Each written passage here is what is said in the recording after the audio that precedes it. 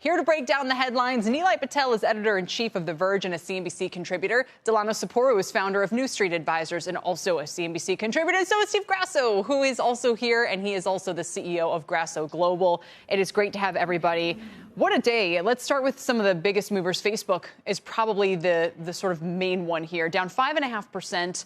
They've got these reported outages for everything from Facebook to Instagram to WhatsApp. They've got last week's whistleblower revealing herself to be a former product manager for civic misinformation, saying the company is acting purely in self-interest. The company's still up 20% this year, despite questions about its practices and social impact.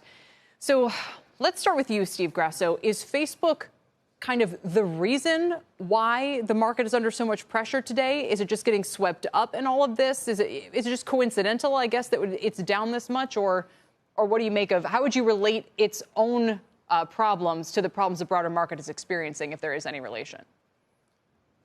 Yeah, so it doesn't help, to your point, right, Kelly? And on the show, you cover the stories du jour, obviously better than anyone. And you notice that it's been about China, it's been about Chairman Powell, it's been about rising rates, it's been about the rotation out of growth into value. So this is the latest of the stories that are hitting the market. But if I look back on a chart and go back to the summer of 2020, Facebook was under a lot of pressure there as well, and that was bought. I do agree, I should say, with Jim Cramer that this time appears to be different. Having said that, I don't know how different this is going to be and when buyers will step in. But back then, the stock fell 20%. We're down from peak about 16% or so. Mm-hmm. Another couple of points. Are you a buyer, Steve? I wouldn't be a buyer just yet, but I'm just giving the viewers out there, 315 is your 200-day moving average. That gets you right in line with the sell-off that we saw in the summer/fall of 2020, if you were thinking about buying a dip in Facebook. So that's certainly one line to watch. Delano, are you a buyer here? Yeah, because I think, as mentioned by Steve, there's a lot of factors at play, and I think you should be a buyer here. As mentioned, this dip is about 15 to 60% off its highs. We looked at the bad news flow, and we obviously know that there's going to be some more regulatory scrutiny and some legal risk that's at play here. But I'm looking at, if you pull back the chart, as mentioned, if you're looking at this as being one of the bigger and better mega market cap performing stocks this year, as well as the platform, right? As well as the family of products still growing at about 3 billion daily average users for their family of products. And also that whole macro level event of digital advertising, digital spend, that's still a great tailwind for Facebook here. And I still think that comes to play at some point. Buyers step in. So you probably want to be careful at what entry points you enter, but you should be looking for opportunities here, Kelly. Nilay, let me phrase the question this way. Is there anything that regulators could do that would hurt Facebook without helping investors? In other words, most of the time, if they pursue more regulation, it helps Facebook. They're the biggest. They can comply the best. They can outdistance everybody. If they break them up, probably helps investors. They wouldn't mind, seeing Instagram separate from WhatsApp, separate from Facebook. Can regulators do anything to punish Facebook that won't actually help its long-run financial performance?